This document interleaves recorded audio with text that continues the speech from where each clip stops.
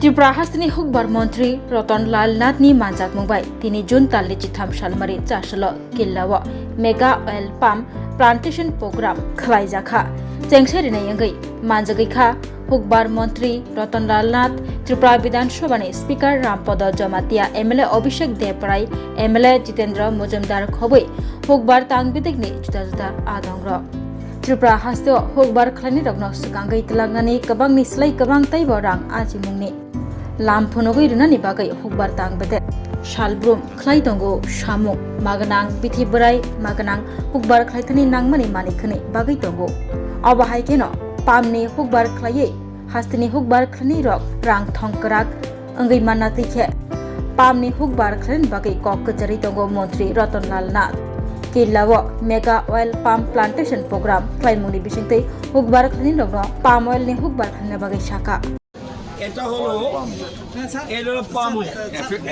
এটা যখন গাছ বড় হবে দেখুন খেজুর গাছের মতো এই গাছ বড় হবে তখন এটা ফলন আসবে, এইগুলি কিনে নিয়ে যাবে আবার ছড়বে এবং প্রায় এক একটা গাছে 25 বছর পর্যন্ত ফসল আসবে। এটা কেউ ঝড় তুফানে গাছ পড়বে না, রাবাস গাছ পড়ে যেতে পারে, ঝড় তুফানে পড়বে না, প্লাস বানর খাবে না।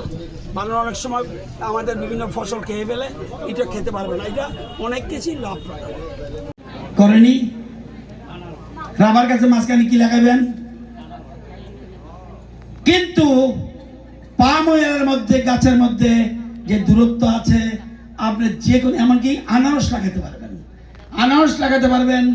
তাহলে পাম অয়েলের জায়গায় পাম রয়েছে, আদা লাগাতে পারবেন, হলুদ লাগাতে পারবেন, আরো কলা লাগাতে পারবেন, যে কোনো ফসল লাগাতে পারবেন। তাহলে আমরা কি করি? তার মানে 58,000 টাকা। আপনারা জানেন যে ভারতবর্ষ অনেক দিক দিয়ে প্রোডাকশনের দিকে, বিশেষ করে কৃষি সামগ্রী যেমন রাইস, আমরা পৃথিবীর মধ্যে নাম্বার 1 প্রোডাকশন, যেটাকে আমরা ধান বলি, চাল। এটা পৃথিবীর মধ্যে আগে ছিল চায়না, বর্তমানে India first in the world. দুধ সবচেয়ে বেশি উৎপাদন করি ভারতবর্ষ ওয়ার্ল্ডে, হলুদ সবচেয়ে বেশি উৎপাদন করি আমরা, এলাচি সবচেয়ে বেশি পৃথিবীতে উৎপাদন করি আমরা, মরিচ সবচেয়ে বেশি উৎপাদন করি আমরা, পাট, কলা, আম, পেঁপে, আদা, তুলা, ডাল, মিলেট পৃথিবীর মধ্যে সবচেয়ে বেশি উৎপাদন করে ভারতবর্ষ। সেকেন্ড পজিশন আমরা আছি গম, চিনি, মাছ, ফল, সবজি, আখ, চা, চীনাবাদাম, এগুলিতে ওয়ার্ল্ডের মধ্যে আমরা সেকেন্ড পজিশন। ভোজ্য তেলে আমাদের শর্ট, ভোজ্য তেলে আমাদের শর্ট। ভোজ্য তেলে মানে আমরা যে জিনিস দিয়ে রান্না বান্না করে খাই সেটা আমরা শর্ট। কী দিয়ে হয় সাধারণত ভোজ্য তেল কীভাবে হয়? সরষের থেকে হয়। আমরা তিল থেকে আমরা পাই নারকেল থেকে পাই, আমরা সয়াবিন থেকে পাই, সূর্যমুখী থেকে পাই, এই ধরনের জিনিস থেকে আমরা পাই। কিন্তু এটার দেশের যে চাহিদা, সেই চাহিদার মাত্র 47% ইন্ডিয়া প্রোডাকশন করে। এখন এই জিনিসগুলির জন্য বহির্দেশ থেকে আনতে হয় এবং এতে হাজার হাজার কোটি টাকা বিদেশি মুদ্রা আমাদের চলে যায়। সেই জন্য দেশের প্রধানমন্ত্রী আমাদের এই পাম অয়েল মিশন বলে একটা টার্গেট ঠিক করেছে যে এটা আমাদের যেন সব কিছুতে যাতে আমরা স্বনির্ভর হতে পারি, এই জন্য গুরুত্ব দিয়েছে। এবং বিশেষ করে উত্তর পূর্ব ভারত মানে নর্থ ইস্ট, ত্রিপুরা সহ এবং দক্ষিণ ভারত, এই দেশগুলির উপর, এই রাজ্যগুলির উপরে ডিপেন্ড করছে। এখানে বেশি ওয়েদার সব কিছু মিলিয়ে এখানে পাম অয়েলের চাষ ভালো হয়। এবং পাম অয়েল এমন একটা জিনিস, যেমন রাবার আজকে শুনেছি 250 টাকা, আবার এটা কিন্তু 80 টাকা হয়ে যেতে পারে, আবার কিন্তু 100 টাকা হতে পারে। আমি এটার বিরুদ্ধে না, কিন্তু এই যে পাম অয়েল, এটা সরকার, কেন্দ্রীয় সরকার নির্দেশ দিয়ে দিয়েছে, একটা ব্যালেন্স করে দিয়েছে, এর নিচে তুমি নামাতে পারবে না এবং উপরে উঠবে, দিন দিন উপরে উঠবে। এবং রাবার করতে হলে 7 বছর 7.5 বছর অপেক্ষা করতে হয়। 18 কেজি তেল লাগে একটা মানুষের। তাহলে যে পরিমাণ দরকার সেটা আমাদের নেই। সেরকম ত্রিপুরাতে আমাদের দরকার 40,000 মেট্রিক টন, আমরা মাত্র উৎপাদন করছি ভোজ্য তেল মাত্র 12,000 metric ton, 28,000 metric ton short. তো এরকম সব জায়গাতে এরকম অবস্থা। তো আমরা আমাদের 2012তেই সরকার সিদ্ধান্ত নিয়েছিল, কেন্দ্রীয় সরকার সেই সময় ত্রিপুরাতে 2012তে ঠিক করেছিল যে 7,000 হেক্টর এলাকাতে পাম অয়েল চাষ করতে হবে, কিন্তু তৎকালীন সরকার কোনো অজ্ঞাত কারণে আমরা তো অত স্বয়ম্বর হতে পারতাম, কিন্তু কিচ্ছু করেনি। আমাদের সরকার আসার পরে আমরা পাম অয়েলেও গুরুত্ব দিই, যেহেতু এটা ন্যাশনাল মিশন, প্রতিটি জিনিসের মানে মিশন থাকতে হবে, এই মিশন করেছে। সেই জন্য আমরা এর মধ্যেই আমরা 3,500 হেক্টরের উপরে করে ফেলেছি।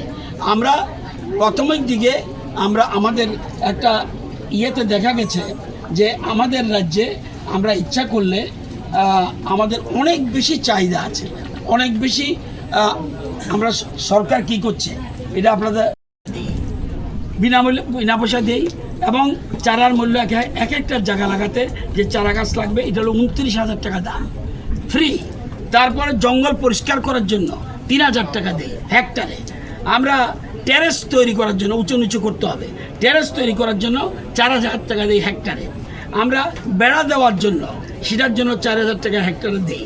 আমরা ওই যে 3.5 বছর 4 বছর 4.5 বছর যে ফসল আসবে, ফসল আসা অবধি হেক্টরে 6,250 টাকা আমরা দেবো, এটা পরিচর্যা করার জন্য। আমরা ফসল চাষের জন্য আরও 6,250 টাকা দিচ্ছি। ধরুন আমরা পাম অয়েল বাগান লাগালাম, মাঝে মাঝে অন্য ফসল করবেন, তার জন্য আমরা 10,000 টাকা দিই হেক্টরে। এবার বলে না ঠিক আছে, উপরে চাষ করলো, এখানে একটা জলাশয় করবে, তার জন্য আমরা 1,80,000 টাকা দিই। এবং বলে সোলার পাম্প বসাবেন, সেই জন্য আমরা 1,40,000 টাকা দিই। পাম্প সেট বিতরণ, এটা কিন্তু আমরা এই এতক্ষণ বলছি যা বলি সব ফ্রি। আর এটা দেবো ভর্তুকিতে, যদি কেউ মনে করে পাম্প সেট কিনবে তার জন্য 10,000 টাকা সাবসিডি দিই। উদ্দেশ্য ভোজ্য তেলে যেন আমরা স্বয়ংবর হতে পারি, মূল উদ্দেশ্য এটা। এবং আজকে এখানে আমরা এসেছি 18 বোলা বিসিতে, আমাদের কিল্লা ব্লকের 18 বোলা বিসিতে আমাদের একজন ভাইয়ের নাম হলো প্রমিলা কান্ত, মহিলা মনে করবেন না, প্রমিলা কান্ত মলসুম। উনি আমার পাশে দাঁড়িয়ে আছে, উনি ওনার জায়গাতে বারোকানি জায়গার মধ্যে উনি করছেন। আজকে এই উপলক্ষে আমার সাথে উনি এই এলাকাটা আবার আমাদের বিধানসভার স্পিকার যিনি আমাদের রামপদ জমাতিয়া, ওনার এলাকা, উনি আমার সাথে রয়েছেন। আমার সাথে রয়েছেন জিতেন মজুমদার, পার্শ্ববর্তী এলাকার এমএলএ কাকড়াবনের। আবার আমাদের এমএলএ আরেকজন অভিষেক দেবরায়, যিনি আবার বর্তমান আমাদের ভারতীয় জনতা পার্টির প্রেসিডেন্ট, উনিও ছিলেন। আরও আমাদের বাগানারি মলসুম, উনি আমাদের চেয়ারম্যান কিল্লা ব্লকের। সবাই মিলে এই এলাকার মানুষকে উৎসাহিত করার জন্য, ভোজ্য তেলের প্রতি আরও আগ্রহ বাড়ানোর জন্য, প্রোডাকশন বৃদ্ধি করার জন্য, চাষে যেন গুরুত্ব পায়, এই জন্য আমরা এখানে